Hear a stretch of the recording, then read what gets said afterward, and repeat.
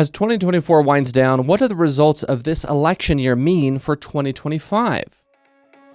That's what I worry about. And if you want to, destroy a country, you start taking shots at the institutions that build it. And this is a time for building.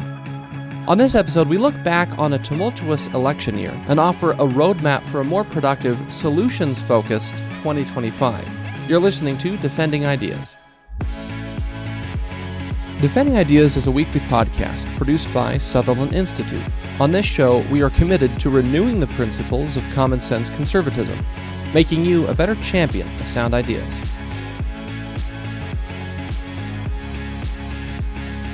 Welcome back to another episode of Defending Ideas. I'm your host, Nic Dunn, and this week we're talking about the conclusion of an intense election year and what's ahead in 2025. And I'm very excited to have with us in the studio kind of a mini roundtable of experts and leaders who are kind of fixtures of Utah politics and policy. I'll start by introducing Jason Perry. He's the Vice President of Government Relations for the University of Utah and the Director of the Hinckley Institute of Politics at the U. Yeah, exactly. Glad to be with you. Thanks, Jason. Maura Carabello, who's the President and Founder of the Exoro Group. Maura, thanks for being with us. Very excited to be here with this group. And also Rick Larsen, who of course is our president here at Sutherland. Rick, thanks for coming back. I'm always here. Well, I'm excited to have each of you here to have this conversation because this is actually our last episode of Defending Ideas for the year, for 2024. So it seemed fitting to really look back at the year, of course, a contentious, intense feeling election year, and put that in a proper context and look ahead to 2025. So we really want to equip our listeners with the right frame of mind going into this next year. And I want to kind of start off with that broad question to each of you. Just what's your general take on the results of the election, kind of the conclusion of 2024 as a year when it comes to politics and policy and where our society is headed? What's your take on 2024, and how do you think we should be looking ahead to 2025? General question. So 2024, if I was looking for some quick wrap-ups of the election, just not the year itself, but the election, was that it was a classic political match in which tribalism, contention, fear, my side, branding is what ruled. And that's because that's often a tactic of voter response. And so I think we're all feeling a little tired from that, regardless of the side we were on. But it was a firebrand year, right? It was a year of drawing distinctions in politics. It was a year of making absolute statements and really driven by pointing out differences, not a year of pointing out solutions. So when I then pivot, Jason, to 2025, what I don't want us to lose track of is that the politic of getting elected is not the politic of governing, or doesn't have to be. Sometimes it is. So 2025 for me is marked by saying we as concerned citizens, we as policymakers, we as participants in our democracy have a choice on what 2025 looks like. It is not a foregone conclusion. We've got into this really big habit of saying, oh, here is your brand and here are all the things your brand stands for. So if you get elected, I know exactly what you and your brand are going to do. I would say I'm trying to resist that in 2025 and to say, how do we shift to a place and brand 2025 as we pointed out a lot of problems during the election. How does 2025 move to being a solution-based discussion and not just living in the land of tribalism? Jason, Rick, is that the right framing? Is that the right pivot? Yeah, one doesn't want to disagree with Maura. So I like that framing a lot, and I'm going to add my own take on some of it. So as you look at this election cycle, and you almost have to look at what issues mattered the most, because these campaigns had a very clear approach about what they thought people cared about the most. And, the polling seemed to verify a bunch of that, which ended up being largely not accurate. But I think this election in 2024, and I'll tell you what I think 2025 looks like, but 2024, you got a good look at every household not every, most households, at least the majorities here, what mattered the most. And, we went into this thinking it was a bunch of social issues. It was these social issues. It was this that mattered. It was this that mattered. Turns out what mattered is that, the family has to eat every day. Which is what's so important about this is we looked at it ends up being the economy, like we talked about so often. It was James Carville always often talked about. It is about that economy. So you want to talk about how you approach some of the social issues. Apparently, in the homes of many Americans, it's about being able to provide. Am I doing better now than I was before? And I think that's how you close out 2024. Those issues were bigger in my mind, at least the results seem to suggest, than a lot of those social things. So I think that is one very interesting look. As you look at 2025, this is another great insight that Maura was just talking about as well, is you start governing, which is a lot different than campaigning, but the majorities in the House and the Senate are not huge. I mean, they're very small, which means that the practical part of this is there's going to have to be some consensus building, which was not what the campaigns were about necessarily. But if the Republicans in the House and Senate want to get something done, consensus is going to have to be found somewhere. Rick, I'm curious to your perspective, because both Jason and Maura are talking about solutions, and you mentioned some of the economic concerns that people had. We of course work at a public policy think tank, so policy solutions is why we exist. If that's the right way to think about 2025, that now it's time to pivot to policy solutions to the challenges that were raised in the election cycle, does that excite you? Does that kind of pave the way for, yes, that's the work of think tanks, that's what we have to do in 2025? What's your take on that moving forward? It's difficult to answer that without looking at both the outcome and the margin of this election. So a little interesting background. I think it's more than interesting. I think it's critical and influences how we should behave in 2025. So in the 10 elections following World War II, the margin of victory was around 9%. And in fact, 4 of them, the margin of victory was 15%. In the 10 elections since those, no one has won by a margin that large. And in fact, 2 elections, the victor lost the popular vote and won the electoral vote.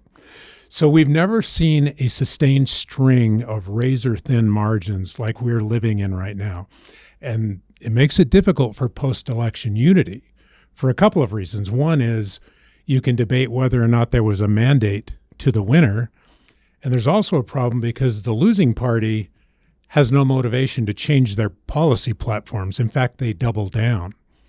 So we could be in one of those years where people are questioning the mandate and doubling down in opposition, waiting for their turn. That's a dangerous place to be. And to Maura's point, I think we have a choice to make here. And sadly, the choice has to be made at several levels.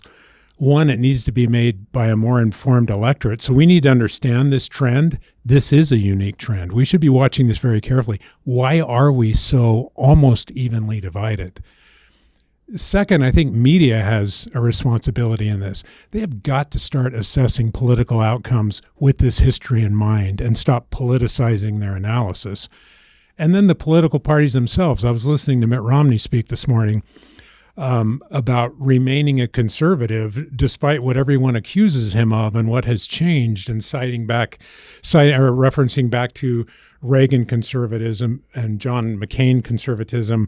We're kind of losing our compass on some of these things, and I think it's incumbent upon the parties to find a policy home that voters can understand and believe in instead of shifting for political convenience.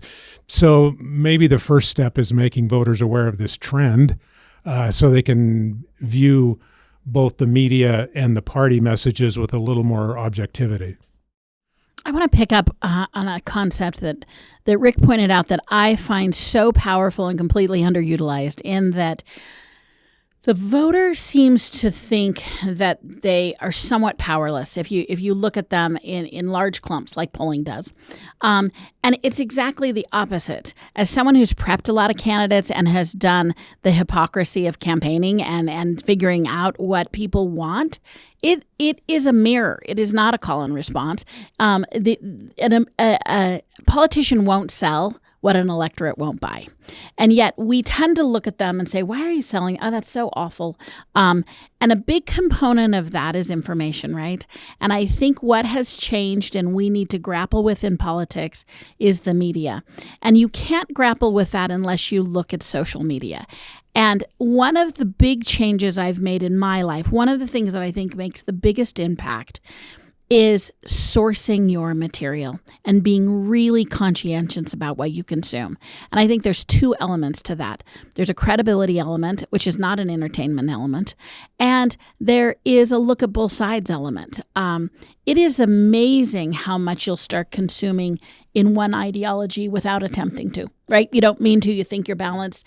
And the other part of it is distinguishing people who are in the public space as influencers. I'm not disregarding them, but I consume them differently. There are such a thing as policy groups and facts and research, and we can find that. And we may disagree with it, right? The opinions are not absolute, but really taking time. So I have my husband and I, he's educated. It's so easy to say, oh, that's happening to people who aren't plugged in. During the middle of the election, he brings this piece of information and he says, did you read this, and this? And I'm thinking, that just sounds a little weird. Like, I don't know if where did you get this? He got it from a regular news feed. I did 30 seconds of looking it up. So this is an engaged person who's smart and following it. And it was from a totally uncredible source.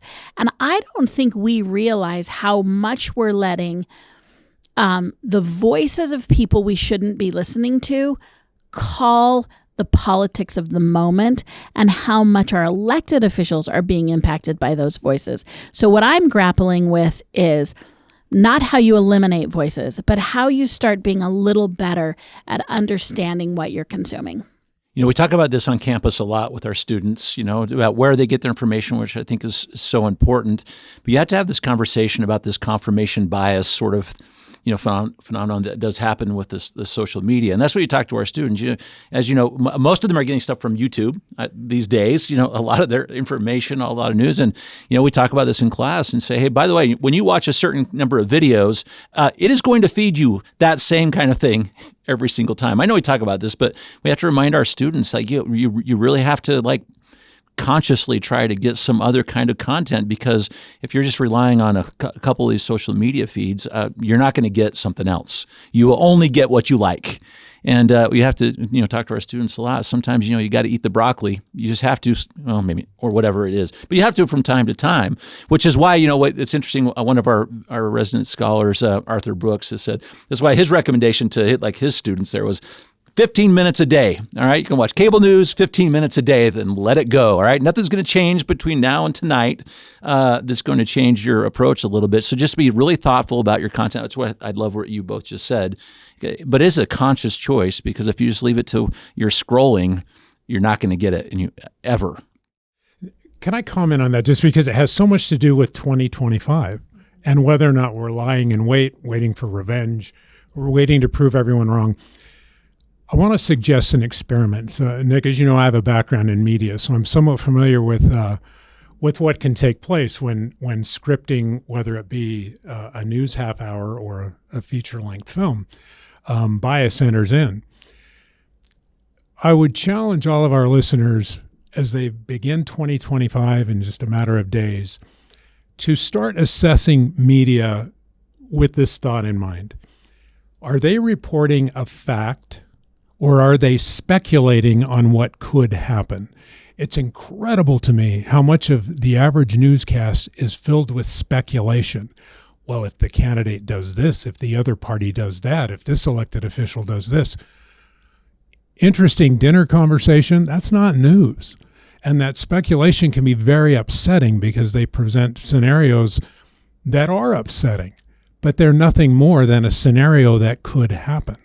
And I think we need to be much more discerning about what is being reported as fact, so we can understand and hold elected representatives accountable, and what is being presented as speculation designed to make us angry or accepting of them before they've done anything. The other tip I've been paying attention to is how many adjectives your outlet is using. Adjectives aren't facts. They are a matter of opinion. And I have some really great news sources that I'm actually reading much better, that I'm either accounting for the adjective and what that bias is doing to my reading of it. I don't have to throw out the whole article, but the awareness of perhaps the direction that reporter was going. Hey, Maura, when you were working with campaigns, you did such a good job. You don't mind me asking you just how you do this, because so often as we're looking at these messages we're talking about, you help manage campaigns. I've helped on messaging on campaigns too. So often we kind of like pride ourselves like as the voter, like we ultimate decider, as opposed to the menus being entirely set for us so many times, or at least the products. This is the limited number of things that we want you to see, and you make a choice from this parade of horribles a little bit. Maybe, I'm just kind of curious about how you look at that when you're given sort of counsel about how you approach the voters, because it's so I'm an independent thinker, but I'm just looking at this range of things. So I'll pull back the curtain there and say when policy is in contrast with good government, in contrast with winning the election, right? Because they sit in contrast to each other sometimes. I'm going to start with Utah, though, because Utah, when I work with good folks in Utah running for election, I hold their standard a lot higher, because the reality is we don't have a lot of close races. And when you're being tactical instead of honorable, it has very little excuse. Now, really build in the hypocrisy I'm building in here when I say it's a close election. And here's the reality about it. High contrast statements, negative statements, routinely move voters quicker. They do. They have an impact. What do we do about that? What do we do? Do you tell your candidate not to do that? There are ways of doing it better. And what I try and do is use the tactics, show high contrast, show a distinction. But Jason, you know this about me. I won't win at all costs, because I have to be there for the long run. And we have counseled clients that it is markedly, and I think this is proven, you will do better in your career as a politician and in life if you choose that losing is not the biggest outcome, that's not the hardest thing to do.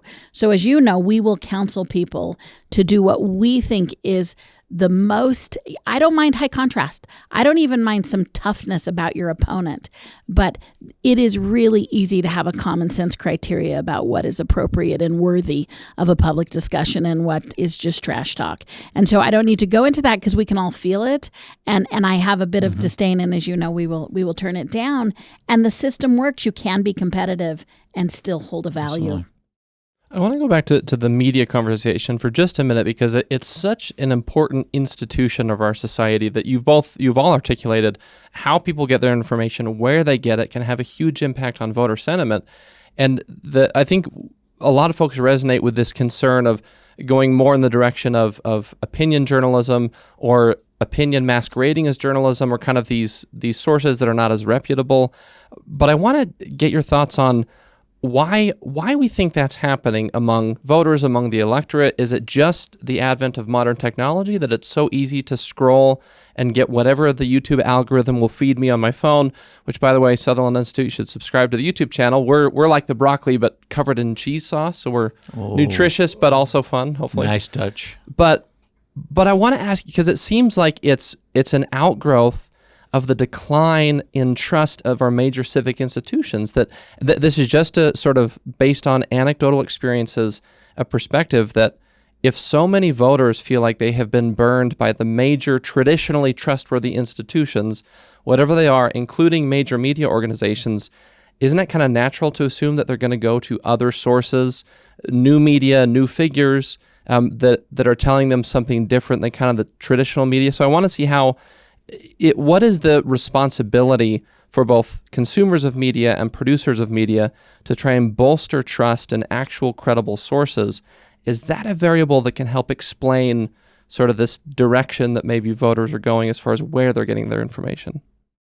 We have to acknowledge the history of media as a business, as an industry. I'm old enough to remember when there were 3 news anchors in the United States, and the competition was to be the most trusted. Trust was the currency. Trust was the goal.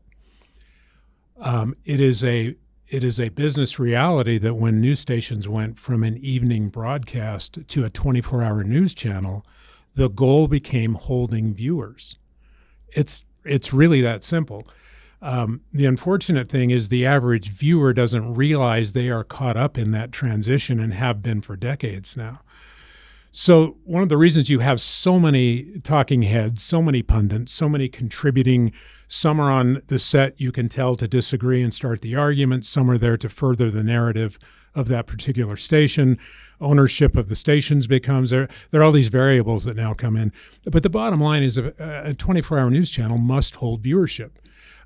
Just as a 24-hour network has an array of programs to appeal to different day parts and different demographics, so too do news stations. So they will have their hours that are filled with controversy and argument, and that's designed to catch your attention and hold you.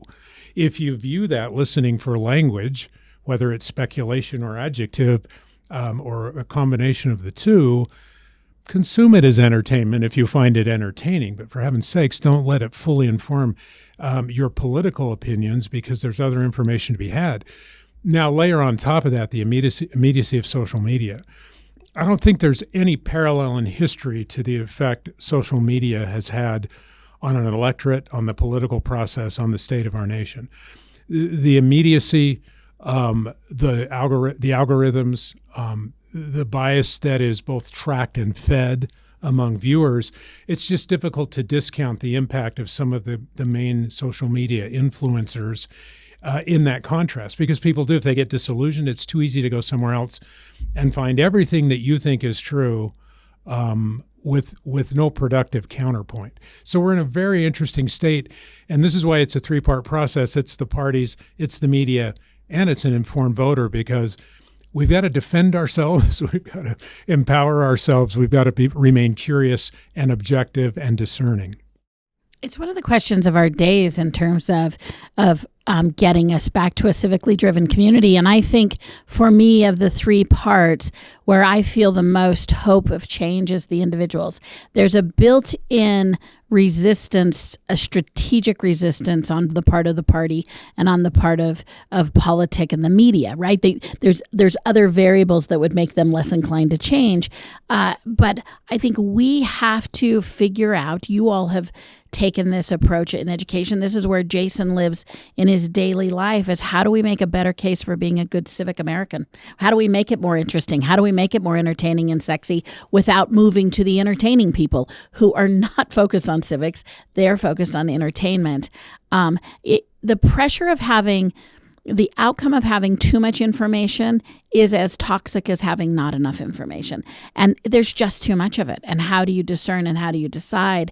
I think it has become a big thing. I was prepping for a speech I was writing several months ago, and I was it was for a Republican, and I was doing some preparatory work, so I went back and looked at some Ronald Reagan things. But I wanted to get off the beaten path a little bit. And so I was reading a speech that he had given at a Rotary Club when he was staffing some other presidential candidate. This was prior to him even being governor, but he had some status, and he was giving a speech. This speech had more $23 words in it than I had. I was like, this is what he gave the Rotary Club? I mean, this was impressive. To be honest, what Ronald Reagan is known for is simple speeches that are rather clear and consumable. I look at that and say, what, we don't like to read long style anymore. The big question is, how do we make civic life more interesting, I think. I remember I read that speech, and it was almost the same analysis right there. It was like, hey, there are no small speeches, all right, when it comes to those the sort of the political time, and he saw them as a very important group to motivate. When it comes to this social media part, it takes a lot of discipline to think about it the way we're talking about it. It's easy to say this, but really hard to get out of that. What I worry about oftentimes is that what happens is is that like students or young people in particular, they just disengage. If you follow the rabbit hole down deep enough, not only do you get to a certain spot, but you might start to believe, I really can't do anything about this, or I'm so upset with it that that I will not even vote, or I won't participate in some way, and that's dangerous. And some political campaigns, that is a strategy too, right? You're either with me, or I have to make sure you're against someone else. Or if you're not going to vote for me, it'd be better if you didn't vote at all. That's part the other side of this coin, and that's a danger that I see in some of this. Is you may feel like, I'll just be done with this whole thing. And there were people in this last election cycle that felt like, I'm done with the whole thing. That way, you got to get, that Ronald Reagan speech or whatever the equivalent is on both sides. You got to be there to hear it. Here's what I know more than ever in 2025, though, is speech matters. Communications matters.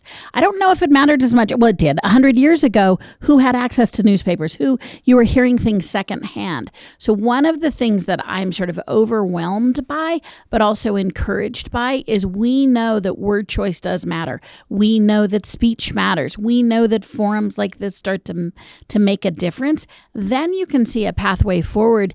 Communications is impacting our policy more than it ever has from my seat in American history. It's because interesting. One might want to say, I like to think that good policy sort of defies political party. I think you and I would say that. If I'm being honest, I think retail communications are what are impacting the decisions that an average voter is making. Absolutely is. I think that's an interesting concept to sort of stew on, in which you say, well, okay, nice part is we are always in control of how we master our arguments. We are always in control of our anger and how we express it, and how we express our policies, and how we express our differences. But you're sitting at the table. That was what's so interesting. I'm sitting at the table, it's like, hey, I'm the one selecting the menu. I'm the one that's picking this. I want to eat this. I want to, order this, but not realizing if we're not thoughtful about that, that menu is entirely prepared by someone else just for me, limiting my options, my choices, what I'm going to see. And that is such a scary thing. And you have to have that realization, because it's very easy to think, I'm in control of all of this. And experts out there are setting it for me. And you have to get outside of that. Jason, to that point, we make this comment internally all the time. Policy should be less of a partisan exercise. In fact, we've become very good. We politicize everything. If you look at some of the most important issues facing this nation, you could easily step back and say, when and why did that become political? When did secure borders and the management of immigration between nations become a political process? It is a mechanical, security-driven, logical process, largely. And many members of Congress acknowledge that as well, but you can raise a lot of money by making it a political issue. And you can go down a roster of hot-button issues and say, what if that weren't political? What if we were just looking for the solution? We lament every day the tremendous waste of resources, both financial and time and human capital, that is invested in the politicization of issues where solutions are there for the taking. If you could take the fundraising, if you could take the social media hits away from it, the solutions become relatively obvious. Easy, no, but in a spirit of cooperation, achievable. Yeah, I mean, I'll be unusually personal in response to that, in which my politics are in the minority in Utah. My policy is not. And I spend most of my time on policy.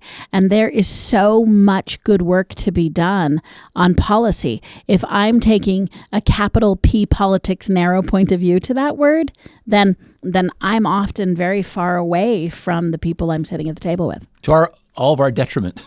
Right. But that is what's so great, is that if we could find it in the interest of the elected official to focus on policy, that's the net of the frustration in Congress, right? They're refusing to do the policy. They are, in fact, focusing on the politic, and the politic is meant to keep you estranged from it. The policy, actually, the overlap, the practicality of it is rather large. And those problems are big enough that there's meat there. It's not easy, as you suggest. It's very hard. So why aren't we doing the interesting hard work of policy? I want to stay on this point for a moment because I think it's important. And for our listeners, again, most people who don't work professionally in policy, probably their major touch point with these issues is through the political action, through being a voter and voting. And so I think to some extent their entry point is a little bit more political to begin with, even if their motivation is still they want policy solutions. But I want to ask how we draw that distinction appropriately. And what I mean by that is the argument that, well, we shouldn't politicize certain things, and I agree wholeheartedly we should shift to real policy conversations. At times, I think that's used as sort of a way to try and cover up disagreement, say that, well, you're just politicizing this issue, sometimes as code for you just don't agree with me. And if you don't agree with me, therefore you're politicizing the issue, when there are really real fundamental philosophical disagreements on major issues. So how do we navigate that appropriately? How do we say, yes, there are instances where we do need to sort of turn down the political dial, but that doesn't mean we gloss over the fact that there are serious, real disagreements among voters, among policymakers. What's the right way to balance that so we can get to real policy debate? You know, I think one interesting way is just in methodology. I think it's always an interesting thing to come in and accept that your idea isn't wrong, it's just different. I mean, that sounds like a platitude, but coming and accepting that, I think when you go down to the individual level, Jason started this by saying, at the end of the day, we relate to civics about our family and ourselves, not in a selfish way, but that's our world. If you and I are disagreeing and we start to articulate what it can go through to the individual, what you'll start to see is the different priorities you make versus mine. Not that you care less, not that I care less, not that we both don't want healthy, safe families, but rather you had 5 priorities and you prioritize them different than I. I think at the heart of it, that's what happens, is what trade-off were you willing to make? And you made different trade-offs than I did. And if we can come to it saying, that's what this is about. The trade-offs we're making are meaningful, but it is not one is good and one is bad. And it's not no, it's what about this? So if you change your language style to not a point counterpoint, but rather I will force myself to build on your ideas and I will add a difference to it, then you're starting to make policy and you didn't even sort of mean to. You just started to be contrasting, but if you force yourself to build, I find that those approaches change the outcome of policy discussions completely. It's interesting the way Maura just talked about that, because it is this idea of this building of sorts, which is, I think, very interesting, because there are differences between the parties and their approaches to some of these big issues. It's a little bit about the framing, but it's about how we build around those. Because you could say, I have a difference of opinion on immigration, for example. So you take this as one of those. The parties have a very different approach to this and how they might get to it. I don't know. None of us said you have to abandon whatever it is you feel about these issues, but the way I approach them, it is possible to advocate for your position without destroying, the institutions themselves. That's what I would like to see a little bit. You have your disagreements. I think the candidates have to talk about these issues. Often, they're very personal to us, but we're voting for a candidate because this candidate is going to make my family better or my life better or whatever it is. There are differences of approach, but that way we build on that is what's so critical, I think, because if we take the other side where if you disagree with me, it's just because you're dumb, you're ridiculous, or insert whatever the bad thing is on the other side. As long as that's the narrative, we have some trouble. But if say, hey, we can disagree on this thing. Hey, next time you need to get your party to win, which is different than what often happens in terms of the rhetoric. I think also a key position is if you're coming into it believing that you're right. I mean, one of the most pivotal maturation moments in my public policy is when I accepted that the best position for me would be willing to change my position, right? Yeah. When I was younger, I was absolutely right about my positions. And now I come to it going, this is my case for support right now. And this is why I believe what I believe. And change it. I hope you change it. I think if I look at Utah, if I were to be candid about what I'm most fearful about in Utah, is that supermajorities, it doesn't matter the ideology, supermajorities start to believe that they're right, not that they just have the most people who share their opinion. Those are not the same thing. And absolutely most people reflect back your opinion. But absolute right is not a place to come when you want to do policy. You should always come with, here's my case for support. Here's why I'm going to throw down with you, Jason, about my current position. But I come to it saying I'm going to make this case until you change that case and I go, maybe I've shifted without compromising. I've been able to shift. And I think when people come to a place where they are right, there's an absolutism about it. I am correct about this. It tends to be followed by some moral provoking. I'm coming from a morally superior place. My values are better than yours. Therefore, the rightness is sort of an absolute. I think that that's where politics gets snuck in to policy. And if you come saying the conviction of my case of support is strong, but I will make the case in order for you to adjust it. Can I give one example? Sorry, can I just jump in really quick? Because you reminded me of a story, an experience I had with Senator Bob Bennett. So Bob Bennett, before he passed, we inducted him to our Hall of Fame at the Hinckley Institute of Politics. And this was his final thought to us. And I'm going to give you the phrase from him. He said to these students, take your deeply held political beliefs, whatever they are, the things you hold most tender and dear, and hold them, these are his words, forever tentative. All right? Because he thought you have to be willing to take the science or the truth or the things that are discovered. And so often we forget that. We knew where he was politically on things, but he had in his mind, I have to be willing to think about what's coming. That forever tentative idea was something I remembered from him, which I think about it all the time since then. I have my beliefs. I have what I think are important, but I hold them. I have to be willing to consider other points of view. At risk of sounding like a little bit of a plain devil's advocate, I'm thinking through how this might sound to an average voter. How do you articulate this message in a way that it doesn't come across as just be more squishy, get elected, go to Washington, and be malleable, be able to kind of push in different directions? How do you address that concern? Yeah, I love to push back on that because I would say, hey, no, you're not making a case. You're giving me a headline. Absolutisms are headlines. They're easy. They're simple. They're no versus yes. They're wrong versus right. They're your policy stinks and my policy is good. I say that there's no integrity if you can't point by point brutally tell me. So what we're saying is actually articulate and exercise why you made that decision. So I'm not persuading anybody to move away from theirs. I'm saying that when I tend to see immovable people, they're giving me headline speeches. They're not showing me any depth. I'm saying know why you believe what you believe. And I think the disconnect is, I don't know, if you haven't done the time of thinking through it, you'll say, closer, you won't say this, but you'll closer to be, I don't know, that's what my mom told me. I don't know, that's what someone else told me to believe. To which I would then challenge that you're actually articulating what you want because your values are pretty malleable to policy. Absolutism isn't, right? I mean, that's why we're not solving immigration. The problem is clear to 100%, and we are not seeking solutions. We're seeking this to be staying in the political field. So I tend to say to people who say, no, I'm hard-lined, I would be a little cheeky about challenging them to practice it then. Articulate for me what it is you're driving, not what this headline outcome is. Because that's not a policy. That's just a headline outcome.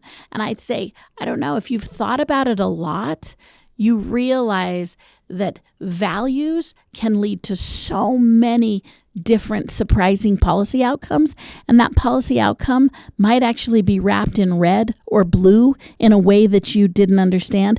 I've often challenged myself to think, because I'm subject to this, I will often read something and then see who said it to see if I believe it or not, right? How superficial is that? Like, I didn't have an opinion about the policy, so then I looked to who the person was.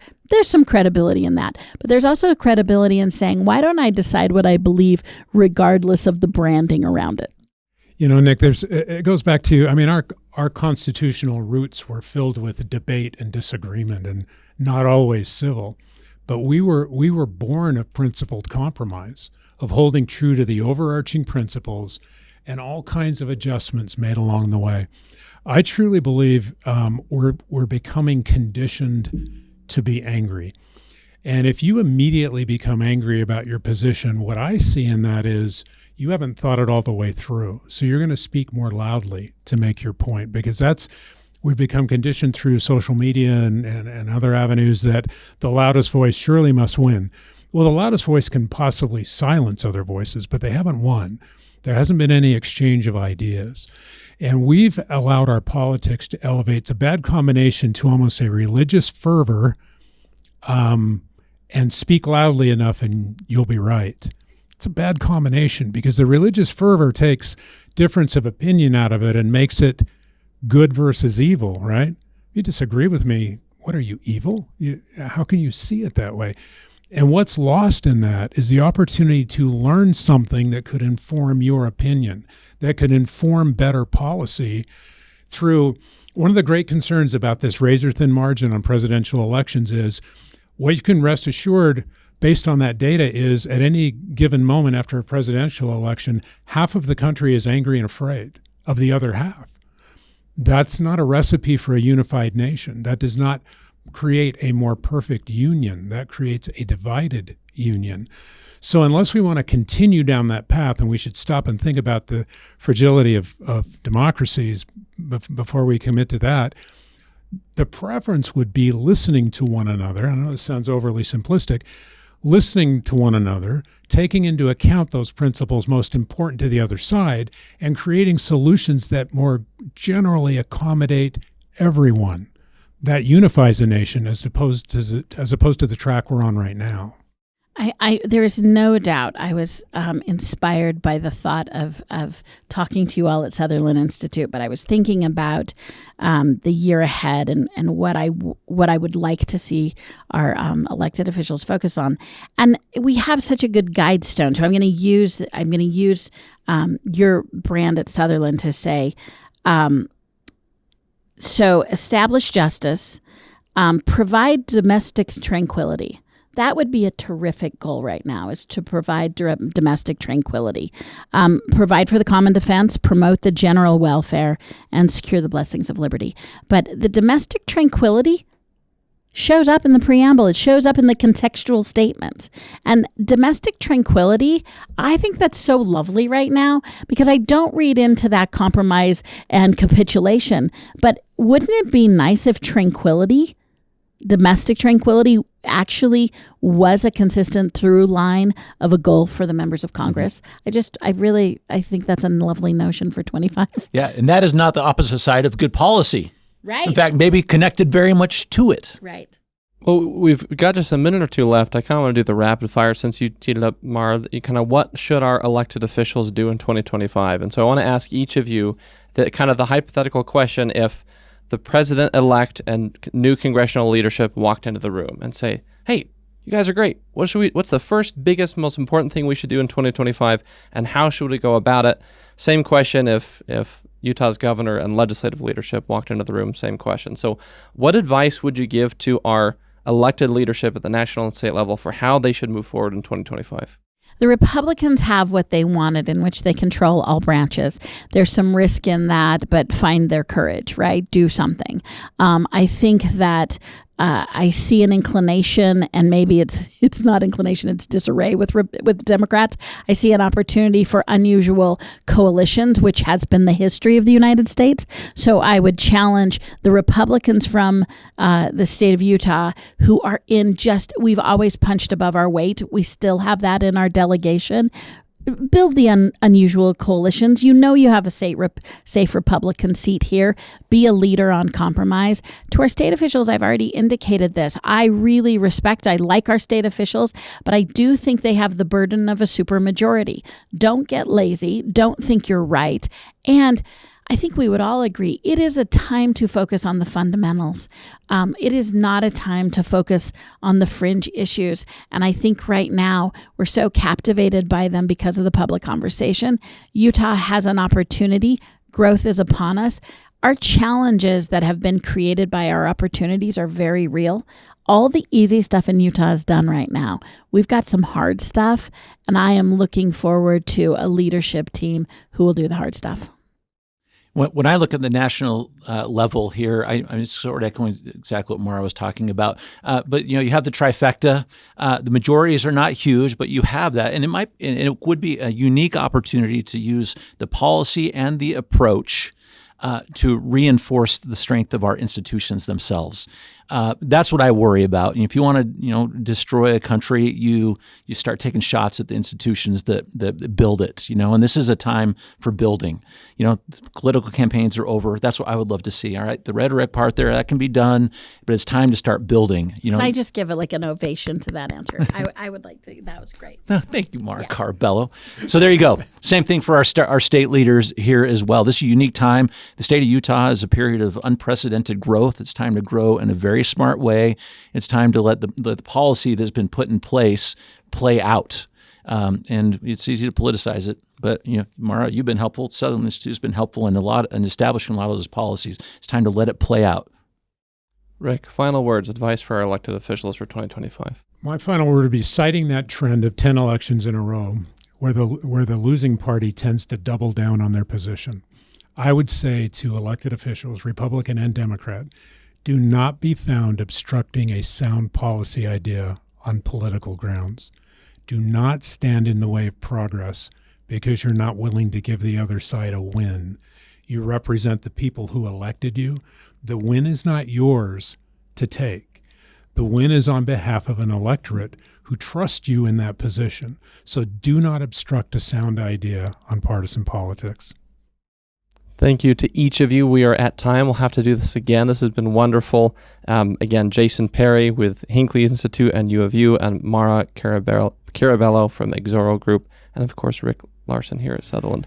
Thank you so much for lending your time and expertise on this show. Thank you. Thank you. Thank you, friends. We're going to take one quick break and leave you with some final talking points. This is Defending Ideas. We'll be right back. Sometimes it's hard to keep up with the latest policy debate that affects your life. The solution? Subscribe to Sutherland Institute's weekly newsletter, where you'll find in-depth insights from seasoned policy experts, compelling multimedia, and advance notice of special events. Visit sutherlandinstitute.org. Welcome back to Defending Ideas. Before we go, just a couple things that stood out to me from this discussion. If you look back on this election year, chances are you either felt vindicated and excited for the future or extremely disappointed and fearful for what comes next. So much of our conversation today focused on how to shift our politics away from those two extremes as being the only likely outcomes of a given election. I think the most important takeaway from today's episode is this. We should expect our elected officials to be problem solvers in 2025. This means prioritizing real policy solutions to our nation's tangible challenges. If you agree with that goal, that also creates some responsibility for you and I as voters. We need to be more focused on solving problems, on supporting the principles and processes necessary to find real policy solutions. We can't simply expect our elected leaders to do the hard work of solving problems if we as voters are focused more on making a point than making a difference. That'll do it for this episode of Defending Ideas. If you enjoyed this discussion, please visit defendingideas.org. You can access previous episodes and watch or listen on your favorite platform. Don't forget to subscribe to Defending Ideas on Apple Podcasts, Spotify, YouTube, or wherever you like to get your shows. And make sure to share this episode on your own social media profiles or with a friend, family member, or coworker who you think might find it interesting. And lastly, if you want to support the broad work of Sutherland Institute, if you want more conversations like this, please make a contribution at sutherlandinstitute.org/donate. Thanks again for joining us on Defending Ideas from the Sutherland Institute in Salt Lake City. I'm Nic Dunn. We'll see you next time.